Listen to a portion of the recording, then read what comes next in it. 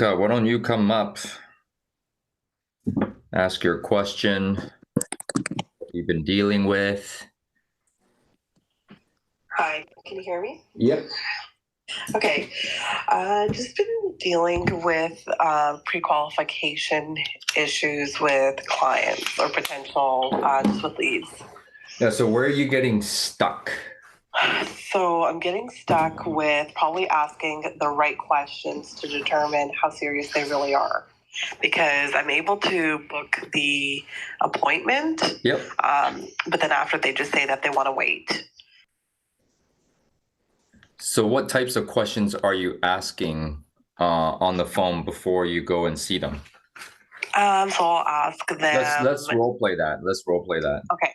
Okay. Yeah. So, hey, John, I just wanted to ask you a couple of questions. Can you tell me what price range home you currently live in? It's 1.2 million. Okay, great. And if you were to move, where would you move next? We're upgrading. Okay, and in which neighborhood? Did you have an area in mind? Yeah, also Burnaby North. Okay, and did you have a timeline in place? When would you like to be moved into your new home by? A timeline? Yeah. No, not really, but like to do it, but just don't know when. I might think about basically, waiting until the springtime or like, maybe even like April, May or something like that. Okay, and was there a reason that you wanted to wait until spring? Was there a reason? I think the market's going to be a little bit better. Okay. Yeah, you know what? Springtime, definitely the market is better, but I would say that we would need to prepare now if you wanted to put your home on the market for spring. So, would you be opposed to actually sitting down and chatting more details about why we should actually meet now as opposed to waiting? Um, yeah, okay. I mean, I'm okay with that. Okay. And I had a couple of other questions for you. So, what was the main reason behind wanting to move besides upgrading? Was there anything else? No. Okay. And you're just finding your current home is you've kind of you've outgrown it. Yeah. Okay. And what would happen if you didn't move to the new home? I mean, we eventually we will, but I mean, we're not in a huge hurry or desperate to sell or move or anything like that. Okay. So see, this is where I would struggle, John, because it sounds like Well, you're not following a script, you're just going off the cuff. yes. Yeah, so that's, I mean, you wanted me to go to these appointments with you, right? But Yes. me going with you will not solve this problem that we have right here, is that you're not asking the questions. You basically, you weren't pre-qualifying. You were prospecting on the phone, following up. That's called a follow-up call. It's not a pre-qualification call. Okay. Okay, so where are you moving to? How soon do you have to be there? What would happen if you didn't sell your home? These are, smaller qualification questions, but they're still prospecting questions. They're not pre-qualification. Okay. So I'm going to give you the script. I don't even think you have the script. Okay. No. So I'm going to give you that. You start to work on that. So, okay. Aaron, if you're here, you are here. Yes. I'm in the house, baby, in the sauna. Let's go. We got the Asian vampire on the call. 2024 all day. That guy never ages, bro. Let's go. Yeah, so she's getting stuck going on these appointments if you've heard the conversation. Yeah. And she's not getting the contract signed. Yeah. So it's pretty clear to me as to why. I think what you're saying is spot on. What I'm hearing, and I'm sorry, who was it? What's her name? It's Jessica. Jessica, what I'm hearing is if you notice, if you go back and listen to the recording, when you ask questions, probably like 80% of the time, you're having like this huge upswing, which lets me know like you're uncomfortable with asking the question. Like you feel like you're being nosy or like pestering them in some way. So you would be like, what would happen if you moved? Have you already decided that you want to move? That's kind of like if somebody asked you out and they were like, I don't know, maybe, possibly, if you have nothing else to do, right? And what that leads me to believe is that underneath, from an emotional perspective, like you're uncomfortable asking these questions. So one of the ways that you can get more comfortable with it is to state your intention. So it's like, hey, John, my intention in asking you my next question, it's really not to be nosy. It's just to determine if I could provide you with any information that could be helpful or useful in some way. So I'm curious, if and when you do sell this property, is your intention to stay here locally, or are you looking to go someplace else? Now, notice at the end, did you hear my voice come down versus going all the way up like you were doing, like probably 80% of the time? What's up, Dougal? I see you, bro. Instead of going up, right, into the sky. So that's what I would suggest. And the reason why you're going on these appointments and not kind of getting contract signed is because they're unqualified. Right? So you have to know the who, what, where, when, and why. And if you don't, you need to pick up the phone and call them back and ask them. So questions like John was saying, like, hey, my job is to help you. It's never to talk you into doing anything. So I guess I'm curious, is it an option for you to not sell this home and still accomplish your goals and objectives? Is it an option for you to rent the property and still move? What would happen on the outside chance if we were still sitting here 6 to 12 months from now and the home wasn't sold? What would that mean for you and your family? I've only spoken to you. You seem to be excited about moving. I see here there's somebody else on title to the property. How do they feel about it? Right? All these questions are geared around motivation, which is motive to take action. And the issue is that you're meeting with people whose motive to take action isn't high. And then you're giving them a presentation and you're thinking that something's wrong with you. That's not really what's happening. It's just a lack of pre-qualifying at the highest level. And you only want to meet with people that are 8, 9s, and 10s. 8, 9, 10 level of motivation, right? Not like 6, 7. So somebody's like, hey, yeah, I want to get a bigger backyard for my dog Fluffy. Like, no, that is not an appropriate level of motivation. Or you know what? We just really want a new pool. It's like, okay, well, and I'm curious, how would your life improve if you got the new pool? Well, it really wouldn't be that big a deal. Okay, so if you had to wait like, I don't know, 12 months to be able to get it, would that be all right? Yeah, it'd be fine. Okay, then you move on. Right. So I would put this under the category of what I call prospecting IQ, which is that through repetitions and through doing this more and more and more, and the pain of going on appointments and then not kind of wanting to do something, there's 2 responses you can have to that. One is you can get better, or 2, eventually, because it's so discouraging, is that you'll stop. I would propose that you choose the first. Just get better at pre-qualifying. Absolutely. So this is a conversation that I had with her, Aaron, yesterday. Is she said that I got it. I need to show them a problem and a solution to create a better future for them by solving that problem to motivate them. No, you need to discover the problem that they already have. People don't do what you want them to do. They do what they self-discover. So you need to ask questions. So this isn't, okay, the highest form of selling is not convincing. The highest form of selling is asking questions to find out if you have a need that I can service. And then once you do, I go into a closing. Not like, hey, I need to like make you motivated, because I need you to understand, no matter how, I don't care how skilled of a salesperson you are, me and John and Dougal and other people on this call are very skilled. You can't make somebody do something that they don't want to do. They do what they self-discover. So by asking these questions, you can find out if John truly is motivated. Like, if you don't mind me asking, your home's lovely. It's in a great geographic area. I don't need to tell you that. Good school district. I can see you did modifications in the pictures.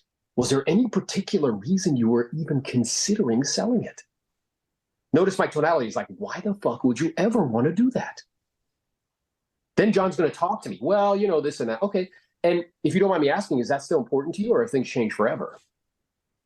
No, still important. Okay. So it sounds like you're just, a little bit disappointed that you didn't get the results. So maybe you're going to take a break. And I understand that completely. You mentioned that you were thinking of waiting in the spring. Now, I noticed you agreed with him. Yeah, selling is better in the spring. What? Instead, right. I could. She agreed. She did agree. Yeah. Instead, it's like, well, yeah, I certainly see why you would think that's the case. At the same time, did you know that the inventory goes up by 20% historically during the spring? Well, what do you mean? Yeah, the amount of homes that are actually active on the market goes up by 20%. So let me ask you this.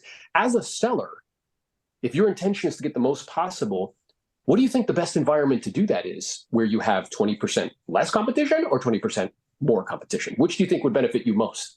Less. Yeah, and just by you saying that demonstrates that we should really get together and discuss the options. May I make a suggestion? And then I close. Right. See? So yeah, don't get into this idea like you need to, I don't know, like wow them, like, hey, here are my wares, and I'm going to convince you. Like that's a recipe for lots of disappointment. That's what I was telling her last night is that, you know, over IG, I was saying this is the fastest way to get frustrated with the process is going on unmotivated appointments because you're not pre-qualifying and trying to motivate these people when they're in fact unmotivated, but they don't know that they're unmotivated. You have to decipher if you want to go there or not. Right? Yeah, you have to discover if they have a true need that you can service. And I do agree with you that it's the fastest way to get discouraged. Now, I want to acknowledge this individual because they are prospecting. Yes. So they don't have like this like huge kind of barrier to entry, which is getting on the phone. A lot of people do. Great, you can do that. So this happens in stages, guys. There's multiple conversations that you have to master if you want to list property in high volume. You want to take 100 listings a year, there's multiple conversations you need to master. One is asking questions to set an appointment. Two is pre-qualifying to make sure that they're 8, 9s, and 10s. 3 is the listing presentation. 4 is handling objections, and 5 is closing. And closing is different than presenting. They're 2 different things, right? So you present with emotion and you handle objections and close with logic, right? So, but each one of those conversations require mastery. So what will happen is, let's say you get good at setting appointments, but then you start to fall on your face because you're going on the appointments and they're not, you know, signing contracts. You know why? Because you haven't got good at pre-qualifying. So now I got to go back to the laboratory, fucking get good at pre-qualifying. Then you get good at pre-qualifying, you go and present, but you're winging it. So now you got to get better at the listing presentation. Then you get better at the listing presentation, and they start to say things to you like, hey, well, you know, John said he'll do it for less. Or, you know, Michael said, you are far away. Or, you know, Amber said, you know, that her marketing plan, she has buyers in Venezuela, which is horseshit. So now you have to learn how to handle objections. Then you got to get better at closing, because a lot of you guys think like you're going to do this presentation, you're going to be like, ta-da, and they're going to fucking list the property. It's like, no, a lot of people need help getting over the hump. They're like, hey, John, I want to think about it. You're like, okay, well, I know this is a big decision. I want to make sure you're making the best decision possible. Before I go, what I'd like to do is ask you a couple quick questions. So that way you can have clarity and you can make the decision that you feel is best. Whatever you decide, I'll support you 100%. Notice when I say before I go, Luca thinks this is done. I'm leaving. The guard's down. Oh, I can, a sigh of relief. Woo! John's leaving. Yeah. Then you proceed to ask questions. So, you know, what I'm aware of is when a seller's making a decision about putting their home on the market, there's a few decisions that they need to make prior to doing that. So the first decision they need to make is if they're even going to sell it. Sometimes, you know, when we review this information and they see what's realistic and what the marketplace is willing to bear, it's not in alignment with their goals and objectives or what perhaps they need in order to make the move happen from a financial perspective. So they decide to hold on to it or rent it or something like that. Are either one of those a serious consideration for you, or are you committed to selling? Nope, definitely going to sell it. Okay, so we've made that decision. Check. Second decision that a seller needs to make prior to putting their home on the market is the price. Now, I'm imagining, Dallas Seckler, that you would like it to be more. I know I sure would as well. I get compensated more, you know, the more we help you sell it for. At the same time, having looked at what's active on the market and not selling and seen what's sold and closed most recently, are we in agreement that the market, who's fucking telling you? The market is showing us somewhere around 650 seems to be reasonable. Yeah, that seems to be reasonable. Okay, so we're in agreement there. Check. And then the third decision that a seller needs to make prior to putting their home on the market is who's going to help them. Now, you strike me to be super straightforward, and I'm the same way, Kelly. So let me just ask you, you know, based on our initial conversation via telephone, based on what you've seen online, track record and reviews, and based on our conversation today, do you feel comfortable and confident with me that I can sell your home and I would look out for your best interest? Yeah, great. So it sounds like you've made the 3 decisions that a seller needs to make prior to putting their home on the market. May I make a suggestion? What's that? Here's the important part. Fucking smile. Let's do this. I'm here. You're here. I have the paperwork. Let's get started. So there's multiple steps in the process, and I need everybody on this call to understand something. I made $13,000 my first calendar year selling real estate. John, I don't think sold a piece of real estate in 6 months. His first fucking go at it. Maybe even longer.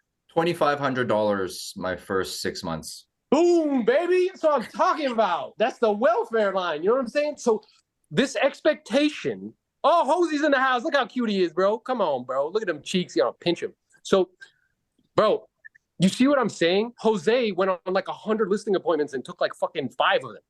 Like, it's going to take, it took me 5 years to get up to 100 listings a year. Like, it's going to take a while to master these conversations. But what this tells me, I don't want you to get discouraged. This tells me you're on the right track because you've passed. It's like a video game. You're at level 1. You're setting appointments. Okay, great. Now you come up to the big bad monster, which is pre-qualifying. And if you remember when you were little, if you played Nintendo or Sega like I did, you keep playing that motherfucker until you beat the bad guy. And then you go to level 2. And then level 2 is now I got to present. Now I'm competing with the Johns and the Jose's and the Kellys. Okay, I got to get better at the listing presentation. Great. Then I pass that level. Now it's handling objections. I pass that level. Now it's closing. That's the process. Where's the cheat code at, Aaron? I mean, come on, man. Hey, up, how do we skip to the end? Left, right, PA, select, start, motherfucker. That's Contra. If you're like 40 years old, you know what I'm talking about. So, but there is no cheat code, bro. The cheat code is this. The cheat code is putting up with massive levels of rejection. Bro, I talked to 7,000. I made 7,000 contacts one year. I got 142 to say yes. Most people will not put up with that level of rejection because they're internally like fucking, you know, they care what other people think. Yeah, but I'm curious, Aaron. That 142 that said yes, what did that pay you and your family? Oh, God, like $850,000. Was it okay to get a couple no's? Oh, dude, if you watch my media, like I'm perfectly okay with like I give exactly 2 shits. I can attest to that. You know what I'm saying? And yeah, dude, like that's the opportunity that's available. And like, so it's specialized knowledge and it's worth acquiring. You can't acquire it in school. You can't. You know how many people I've coached that have like master's degree and don't know what the fuck they're doing in finance or don't know what the fuck they're doing with sales? You can't acquire it in school, guys. Sorry. You know how you acquire it? Toil. Like through effort, through repetition, through iteration, through failing. It's a shame that our formal education guys, we get punished for getting things wrong. You know what's fucked up about that? That's how you actually learn. So all you guys are afraid to make a mistake. Just fucking do shit. You know, I did a live stream for the first time on YouTube the other day, and it was fucked up. Like the audio wasn't good, like whatever. Guess what? Yes, team, because I learned something, and it's going to get better. You see what I'm saying? Live stream on YouTube. It's awesome. You know, I'm going to do it in this next time. Fuck yeah, let's go.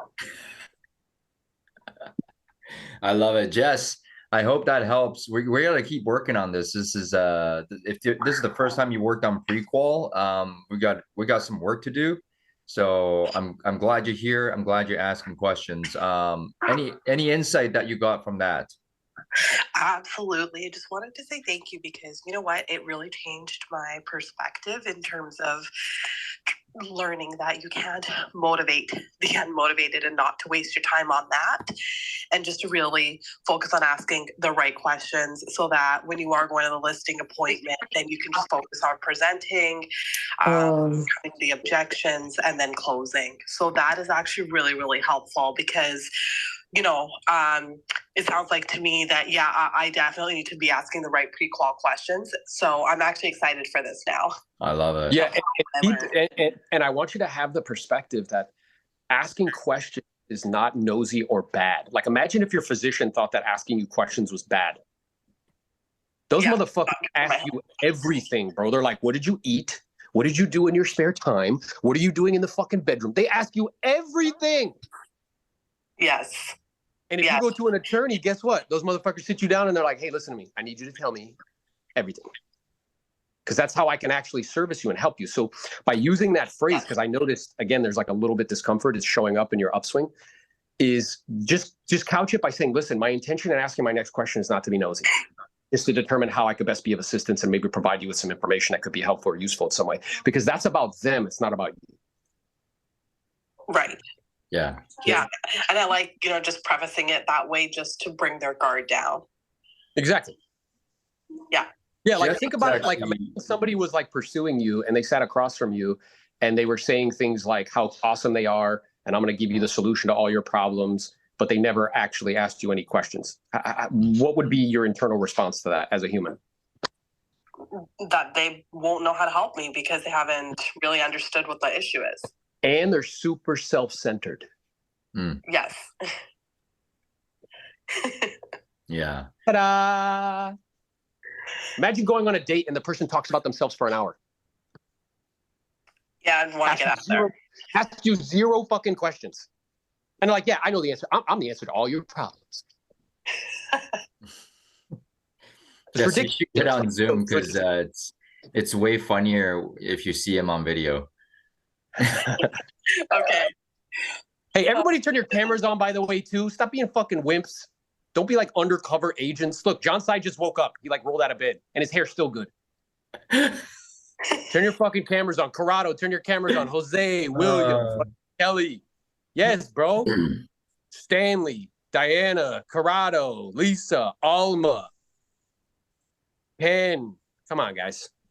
Don't be wimps. Actually, I know that Jess has no problems asking questions. She just needs to watch the upswings because she's actually very confident on the phone, but just some nuances. And she has no problem asking tough questions. Right, Jess? That's great.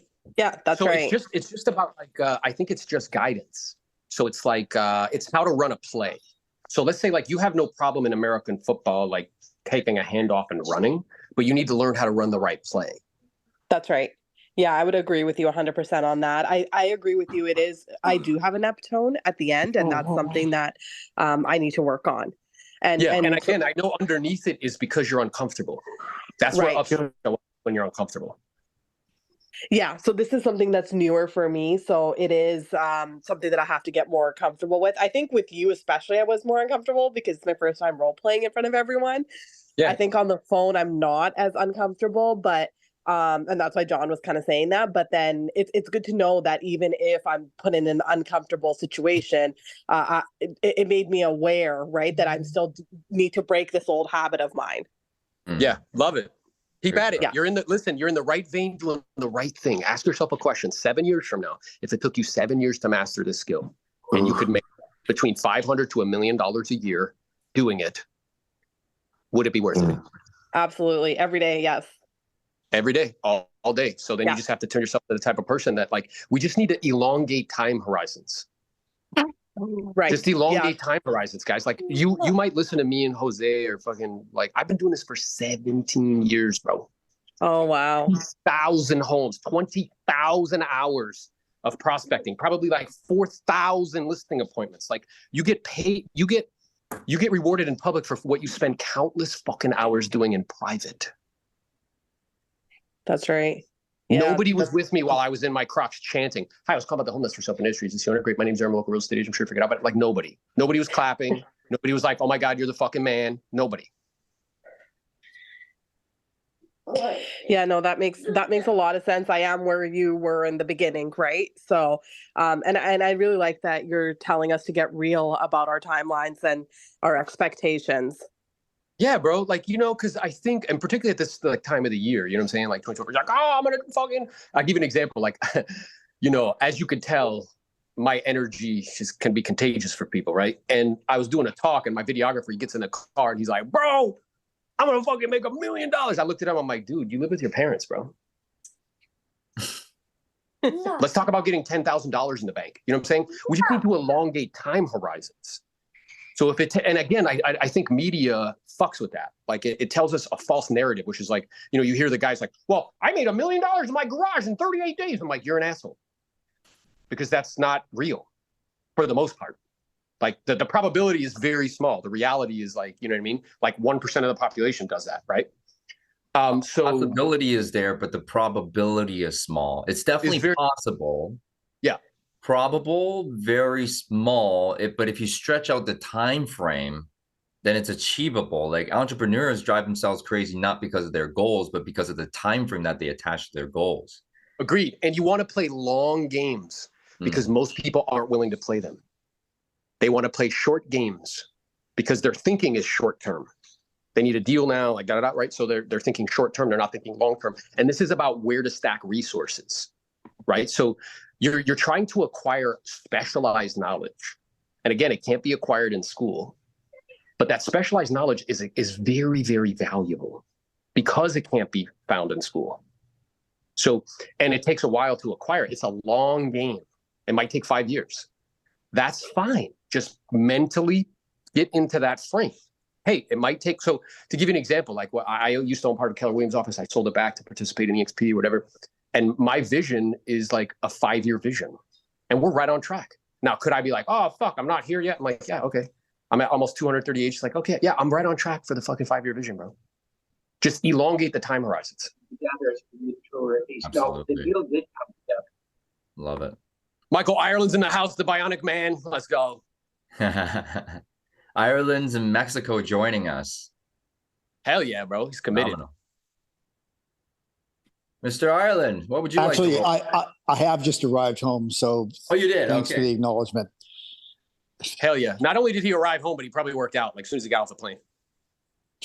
Yeah, somebody said to me early in life, A students teach B students how to work for high school dropouts. I love it. And you know what else comes up for me, Michael, is if you're good at something, you'll tell everybody else that you're good at it. If you're great at something, everybody will tell you you're great at it. Yeah. And I just,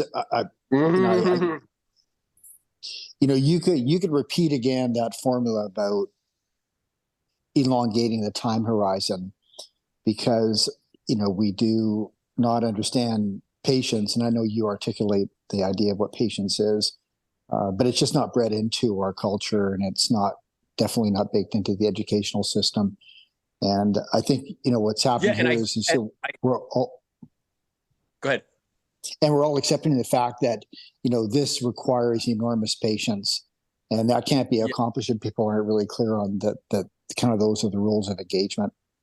Yeah, it was funny because I was talking to Jose recently, my brother look how cute he is, bro. Pinch that guy's cheeks. He's the best. I was talking to Jose the other day, and I was telling him, I find as I speak to more and more people that they have poor judgment. And judgment is about what's best for the long term. So this is the difference between short-term thinking and long-term thinking, like what to stack time on top of. And patience, the Latin derivative of, like, if I'm in a crowd of people and I'm like, hey, what do you think patience means? They all give me like time, like duration, like waiting, like that. But the Latin derivative of the word patience is patenti. And what that means is to suffer. So because if I don't have what I want, I'm going to suffer. So patience is not your ability to endure time, it's your ability to endure suffering over an extended period of time. So if you can elongate, I was telling Jose, if you can elongate time horizons, you will make better decisions. If you can elongate time horizons, you'll make better choices where to stack resources, one being time, others being money. Wow. There you go. I love it. Well, so true. Ireland, welcome back. What would you like to work on? What is the announcement that we have? We're the bearers of good news. They're kind of spreading our ideas about where we see the market going. So for those of us who are calling our center of influence, what would be an appropriate message this time of year? Yeah, so I saw something very recently that I thought was thoughtful and interesting. Is you can reach out to them and maybe send them a text and say, hey, I'm preparing for all of our great past clients like yourself an equity report that is much more accurate than these online platforms. And all you have to do is respond back, yes, and I'll make sure that you get yours. Like, watch how you get 10 people like, yeah, I'll get that equity report. You know what I mean? And it just engages in conversation. You can do a quick CMA, send it to them. I love that. Equity report. Sounds so sophisticated. It's a, Doesn't it? yeah. Aha, sounds better than CMA. Let me send you some comps. No. Yeah, let me send you some But let comps. me Like, send fuck you that. an equity report. Yes, please. Wow. Fantastic. Love that. Okay. Thank you for that. At All right. the year, Michael, I always reach out to the client and just say, hey, happy New Year's. Just wanted to connect with you. Wanted to see what your plans for real estate are for 2024. And it's very simple. I like doing that at the end of the year and at the beginning of the year.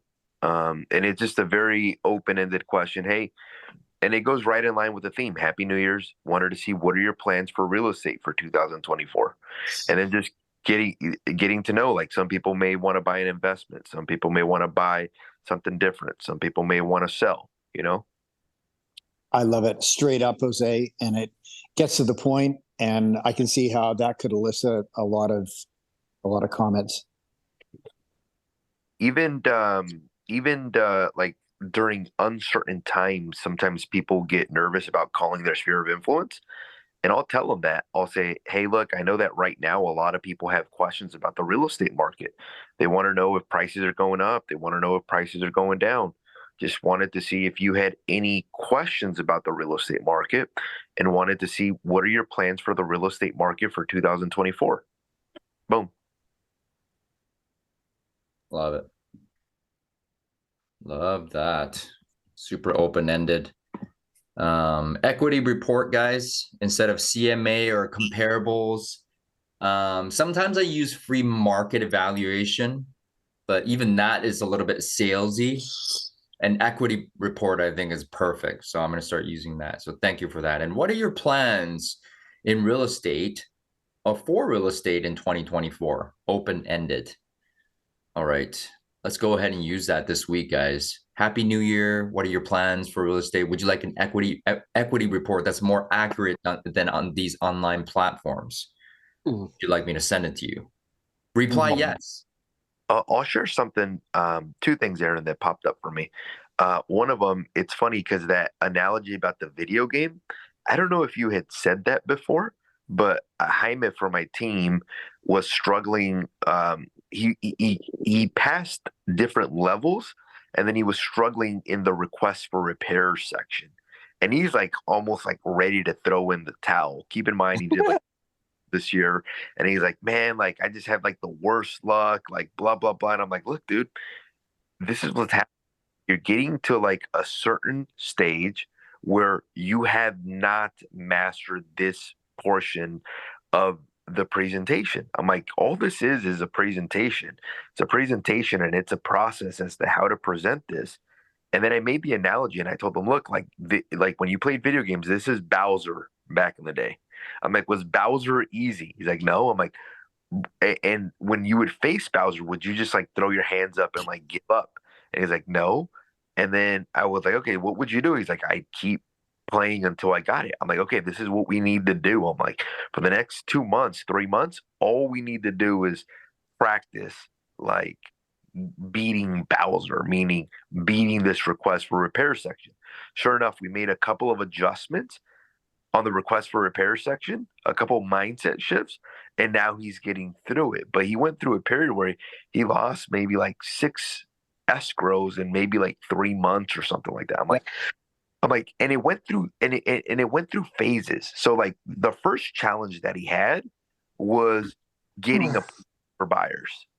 The next challenge that he had was submitting offers, getting them to submit offers. The next challenge that he had was getting his offers accepted. Then he got to the point where he was really good at getting his offers accepted. Then the next challenge was getting them closed out. And that's where he was struggling right there.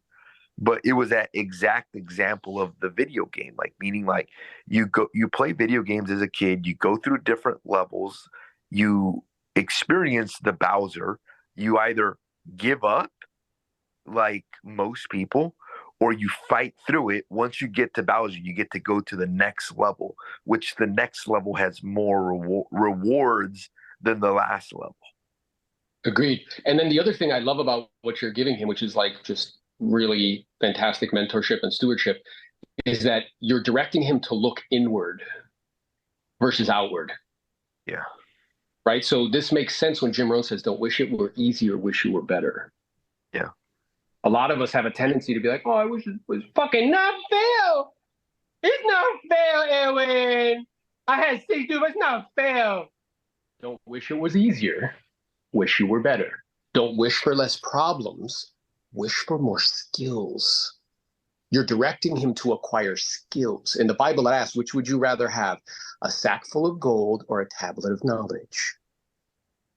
I want a tablet of knowledge. What you're pointing him to is knowledge that will pay him in perpetuity for the rest of his life. Yeah. The other thing I noticed too is that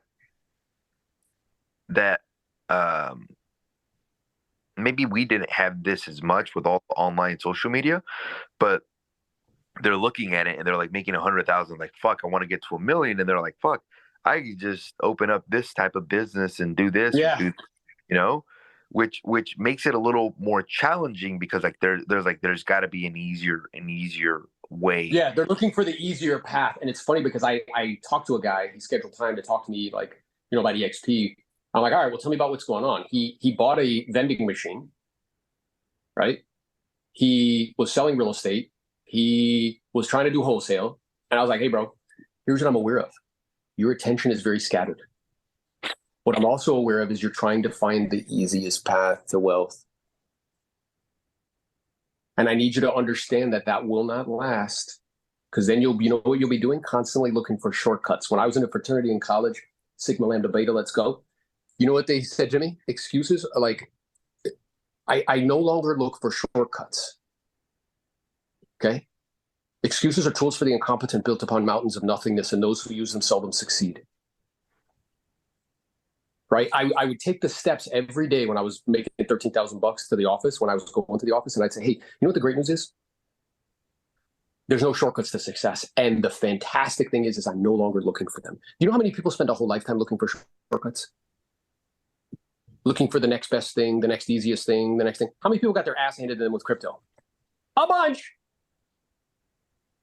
How many people jump on the most like coolest thing at the time? A bunch. How many people bounce around brokerage firms as though that's the fucking problem? Let me give you a nice little secret. It's not. Well, I think what you're saying too about having good judgment, I think it's really important. And I think that's the reason why I've achieved what I've achieved. And I think if you're not there where your judgment's not that great, is being around people that have better judgment and listening to them. Have you ever read Charlie's Almanac? Poor Charlie's Almanac of something. It's like an autobiography of Charlie Munger. Yeah. You ever read that? Yeah. So I don't know if you recall that book, but I'm listening to like there's this podcast called Founders. And in that podcast, they break down different autobiographies. And supposedly in that book, all it teaches you how to do is how to have better judgment, basically. Which it popped up because that's exactly what we've been kind of talking about, basically. It's how to have better judgment. What to stack time. Because in a world of infinite possibilities and infinite choices, judgment and what to focus on becomes very, very valuable. Well, it's like almost like I can proudly say that during the crypto time, I had so many people approach me about crypto. And I'm not saying that you can't make money on crypto, but it would have deterred my focus away from selling real estate in high volume. And I didn't invest any of it. I didn't.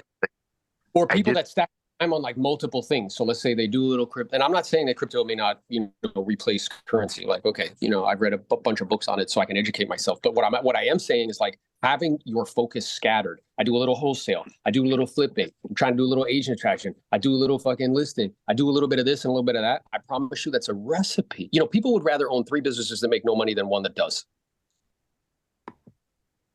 It's fucking ego. You know what I'm saying? Like you could literally make $1 million doing this shit. There's multiple people on this call that do that. Just fucking going, hi, my name is Jared. Like that. That's it. And that's what's going to be required in this business to do it. Like, meaning like Like, and I tell my wife this, I'm like, what I've had to do literally for like the last 10 years is literally have blinders on.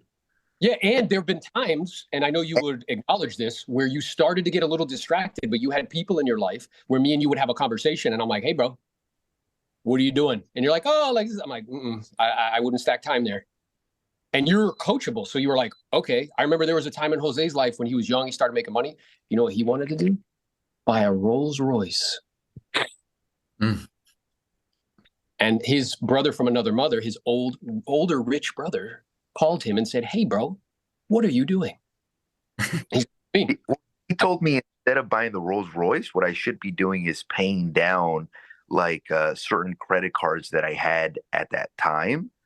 And that was smart because, like, okay, if you owed money in credit cards, you shouldn't be buying a Rolls Royce. It just doesn't make sense because it just digs deeper in the hole. And it was funny because when I did that, then there was a little bit of a market correction at that time. And I'm like, dude, I'm so glad I did that versus the other thing, basically. This is Yes, funny. right. My coach told me Go to ahead. get rid of my G-Wagon, and I pay $3,800 a month plus $850 insurance per month. He's like, "What are you doing?" I'm like, "Well, I need to look a certain part." You know, I just met with one of my developer clients, and I show up in a G-Wagon and a gold watch, right? And this guy shows up in a bomber jacket and a t-shirt that's like pretty raggedy, and he's got 1,000 units that he's building, and I'm interviewing for 25 units of his, and I show up in a green suit with a gold watch in a G-Wagon, and he drives a little BMW, and my coach said to me, "Do you think that he knows that you're not richer than he is?" And I said, "Yeah, he probably knows." He's like, "Well, he thinks you're a fucking dickhead." So we're getting rid of our G-Wagon. Good for your coach, bro, because it's 100% accurate. Like I'm aware of the car and the people in his business, but like, having a car payment that's as much as people's house payments. If I don't have residual income that I'm like completely financially free and independent, look, there's a time and a place for that stuff, guys. What most people do, they do it in the wrong order. Jose was about to do it in the wrong order. Yeah. There will be a time where he rolls, but the difference is he'll have fucking $50,000 a month of residual income, and it's a blip. It's not even a thing. You understand? But it's again goes back to time horizons. It's elongating time horizons. You see what I'm saying? And there's 3 rules in that vein. Number 1 is if you can't pay for it twice in cash and it not affect you, you know what the real truth is, guys? You can't afford it. Ta-da! The other thing is, you know what you're trying to do? You're trying to buy status, which really means underneath, I'm a little insecure. Big time. Okay. Number 2 is it has to come out of cash flow, not earned income. If it's coming out of your earned income, you are no different than people who make $50,000 a year and have no money left over at the end of the year. You just have nicer shit. Yep. Your thinking's flawed. And then number 3, here's the third one. You ready? Don't fucking try to justify it. If it fits the other 2 criteria, you can pay cash for it, not affect you, and it's coming out of cash flow, and you just want it, and it's stupid. Because remember, all watches tell the same time, guys. They do. But if you like it and you want it, then fucking do it. And don't try to justify it. And make like, well, it's for the clients. That's fucking horseshit. It's for you and you like it, fine. Yeah. But you just have no to good, follow bad, the right, you or have to follow wrong. the rules. It's just I told my coach, I said, I want to be wealthy. He said, wealth is quiet and poor is loud. Yes, and you know what's the difference is too, John, which I'll give you this nugget. Wealth is time. What the fuck did he just say? I'm going to say it to you again. Wealth is time. How long could you not fucking work and nothing changes in your household? That is wealthy. When people flex on me, they're like, oh, I got this. I'm like, bro, you can't even not work for like a week. You don't even own your own time, motherfucker. You know what I'm saying? Like, it's silly, bro. If you are wearing a Rolex and you have to tell the time on when your fucking lunch break is, like, your priorities are fucked up. It's not that it's bad. There's a time for it, but like, it has to come out of cash flow, guys, not earned income. This is true. Be smart, all you young realtors. I made this mistake many times actually. When I was making $100,000 in a year, I bought an $89,000 car. So not smart. It's called ego, and ego is not your amigo, guys. All right. Yeah. Good topic, though. I'm glad we're talking about it. You notice the energy in the room is like, oh, womp womp. Oh, fuck. I want to not have to do with the laws of economics, which is I have to produce before I can consume. I just want to consume without producing anything. That is poor judgment. It's poor judgment. Yes, sir. Kelly, go ahead. Just thoughts that come to my mind I've heard in the past, and I probably need to be more of a steward of this is, if you're going to make a financial decision, a big financial decision, whatever route that is, if that's an investment, if that's a car, a house, whatever the case is, bounce it off of a couple of not your grows, not the people that make you feel comfortable and will probably fucking agree with you, but bounce them off of a different side. Bounce them off of us. And this is probably the biggest epiphany. Bounce them off somebody that has a benefit of your reward also. If you get rewarded for something, bounce it, and that person gets rewarded for something, ask them for their advice. Yeah, and here's what I would add to that, Kelly. Mm-hmm. Ask the person who already has what you want advice. Yeah. Yep. Ask the person who is financially free and independent. Your uncle who owns one rental, that's not the person to fucking ask. Right. You understand what I'm saying? I'd like to hear Michael's comments on this, just with his tenure in the business and his success, just on distractions, things of that nature that we've been talking about. Well, I how many people on this call have been bankrupt? Oh shit. Mm. Yeah, like Jim Rohn says, if your outflow exceeds your income, your upkeep becomes your downfall. Okay. And I remember back in like the 1980, and back then I was making, like, that's right, 1980, I was 20 years old.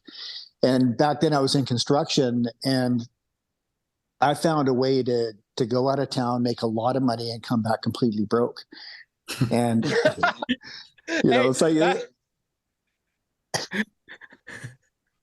yeah, and like they say in Texas, like big hat, no cattle. That's what they say in Texas, right? Big hat, no herd.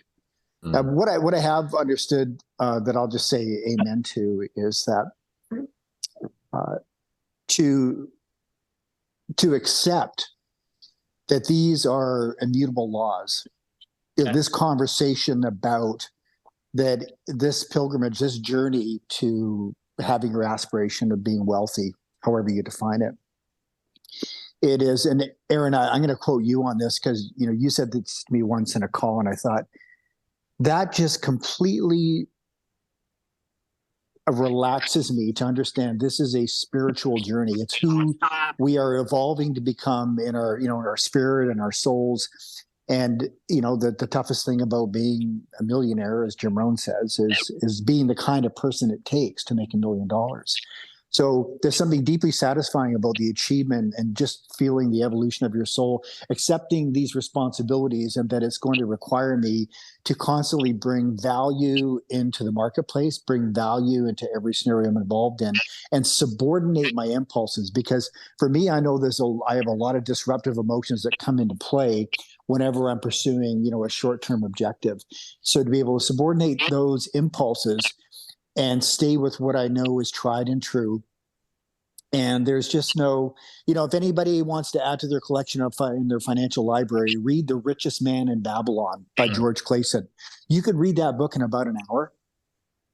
And again, nothing has changed around the principles of accumulating gold or accumulating wealth. And so, this is such a relevant conversation because I think what you've introduced here, Aaron, is everybody is challenging themselves on their own personal philosophy. Because if the personal philosophy isn't in place as a foundation, we're not going to be tethered to anything that is true and real and effective over the long run. Agreed. I think that's very well said. So have you been bankrupt a couple times, Michael? Bankrupt once, broke twice, which is a technicality. Yeah, Hey, it's just linguistic gymnastics. and you can throw in a divorce there if you like, because they usually kind of happen in tandem. Yeah. Wow. And he's a testament to the fact that even despite all of that, he's become somebody internally, which is the most important thing. Because you have to be careful of who you become in pursuit of the thing that you think that you want. Because who you become will either make you very happy or very sad. Okay. So money is an external manifestation of the value that you add to others. And what he's saying is it's a spiritual journey. So as I grow more, I can give more. Because let me ask you a question. Do you have to do anything, like if you just like throw seeds on the ground and they just like grow into food? You have to do your part. You have to water, you have to like pay attention, make sure it has sunlight, but it does its own thing. The water on Earth, which we need, 70% of our body is water, 30% dirt, things like calcium, magnesium, iron. Those are found in dirt.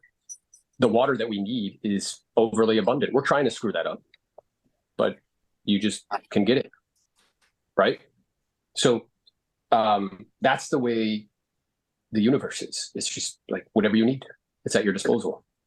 So as we elevate more and as we get over our own shit and get out of our own way and overcome things like our ego and overcome things like the need to please other people, the need to be looked at in a certain way in other people, and as we come from a place of contribution and just try to add more value to other people, I believe that you're in the flow. And then you get favor. Favor just really means trust. You know what it's saying, Gallus Seckler? I can trust you. Therefore, I will give you more. Because I know that you'll use it to bless others with your time, with your knowledge, with your money, with like whatever. Yeah, that's well said, Aaron. That's really a stewardship conversation.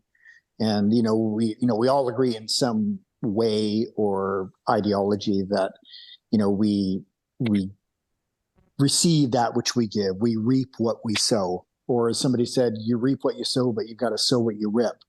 And yeah, you have to make amends for, past indiscretions and that sort of thing. One thing is sure is that if we hold that idea that we're going to be rewarded commensurate with our contribution, it really does settle us down to accept the work at hand, doesn't it? But if I'm always running around chasing shiny objects and entertaining delusions that there's going to be a quicker, better, faster way, even with technology, but fundamentally, if I'm not committed to subordinate impulse and impatience, so I know this is probably what people who are maybe struggle through this market, I'm only imagining that some people who struggle through this market are feeling the gravity and the headwinds of what's required about this. What's, really the consoling news is that people that accept this as the way, the only way, the truth, and really the only corridor where you can have what you want and be what you want. Well, now we've got this conversation that everybody is galvanized on. Like we just know, and we've got this community of agents. And so I'll just summarize by saying, or complete by saying, Aaron, thanks for what you've shared here, because it is just beyond relevant and it bears repeating and hopefully everybody is really been edified by that. Thank you. And I appreciate that coming from you. It means a lot. What I'm also aware of is I need to hear it just as much as you do. I love that. Right? The story of one is the story of all. So what I would be thinking about here's what I want to leave you guys with, okay? I think 2024 is going to be like a very interesting year. I think it's going to be interesting socially. I think it'll be interesting politically, with the election in the United States, which has a good chance of being like off the rails. So, and with other things that are happening in the world, whenever that happens, people feel uncertain. And when they feel uncertain, they get scared. And when they get scared, they usually get frozen with fear. The way that you can create your own certainty in your life is to dominate the controllables. the shit that you have control over, absolutely dominate them. Like whether it's your workouts, whether it's your prospecting schedule, whether it's role playing, like dominate the things that you have control over, because that will give you the feeling of certainty. Even though externally there are lots of things that are happening that are, you know, chaotic or uncertain, and we don't know what's going to take place. Now, when that happens, you become a magnet for others because they're seeking certainty. And if you can be a source of certainty for other people, it's exceptionally valuable. So that's what I would propose or suggest going into 2024 is to dominate the controllables, anticipate that things are going to get interesting and a little fucking kooky. And by dominating the controllables, you can create certainty in your life, which will make you feel safe and secure and like, okay, I can do this. Mic drop. Nothing else need to be said, but Jose, what's your last insight for us today based on what we just talked about? I think for me, and I've kind of been thinking about this, is and this goes back to somebody that I work with. Somebody gave them advice on what to do and what not to do, but that person gave them advice had zero track record of success. And when I told this person, I'm like, he's not the dumb one for giving you the advice. I'm like, you're the dumb one for taking the advice. I'm like, because that area of advice that he's giving you success in, I'm like, he has no track record. And I gave him an example. I'm like, don't come to me for weight loss advice. I'm like, I'm not the guy, bro. Look at I'm like, look at these. I'm like, don't. I'm like, but if you want to come to me for real estate advice, I'm like, I'm your guy. So I think a lot of it is whenever people that have a track record of success in a certain area that you wish to desire, when they tell you certain things, I think it's like being like, okay, that must be factual. But I think that in today's world, people follow people. Like I see this guy on social media who's doing these videos on cold calling. I looked up his production. I'm like, I wouldn't buy a course from him because he doesn't have the track record in that specific area. Yes, the videos look cool. Yes, what he's saying is awesome, but I wouldn't buy a course from him and I wouldn't have him as a mentor because he hasn't gone through the ringer of 2,000 homes. He hasn't sold more than 50 homes in his career, you know? So I think a lot of it is just knowing who to get advice from in certain areas. I wouldn't advice from other, like Aaron, there may be an area I wouldn't take advice from him from. John, there would be an area I wouldn't take advice from you on. Michael Ireland, there would be an area I wouldn't take advice from. I had a cousin one time who had a failed marriage trying to give me marriage advice. And I'm like, yo, dude, I appreciate you, but I wouldn't trade my marriage for your marriage. So therefore, what you're telling me is not applicable, you know? And it's like, so I think part of that is really big until you can develop your own personal judgment, basically. Yeah, and I think what Jose's really saying is in areas where you want to acquire specialized knowledge, find people who have a demonstrated track record of good judgment in that space. Yeah. So you want to learn about listing homes in high volume? Find somebody who's done it. You want to learn about becoming financially free and independent? Find somebody who's done it. You want to learn about somebody who fucking knows about media at a high level? Like, I find it so amazing. You guys sit in calls or fucking meetings at your offices with people talking about media who have 2,000 followers. Like, what are you doing? Yeah. That makes no sense. So find people in a space that have demonstrated track records of good judgment and then sit down and don't leave. I think that's also what's true because there's like so much information. People have a tendency to like bounce around and go like all different places. Like find your person for that thing and then just sit down and stay put, right? For the time that it takes to acquire the specialized knowledge. Agreed. Well, we are in the right room with all of you gentlemen. Thank you so much. Diana, please reach out to us offline. The call is complete, but we will see you back here next week, January the 10th at 7 a.m. Pacific Standard Time. Let's Happy go. New And Year, look, guys. I expect everybody to be live on their cameras. Guys, what are we doing? Why are you being a little wimp? I'm just asking you next. Exactly, bro. I want to see y'all people. Look, if you have a hard time being in the public, dude, that's going to be a problem. You're going to be undercover agent. Like, flip the camera on so we can see you. Let's go. All right, guys. Make it a great one. We'll see y'all next week. Great. Adios. Peace. let's just cut it off right here. I mean, So I can handle that objection like nothing. I just like- want to say, like, Jose, first of all, I want to make a comment. You are so patient. And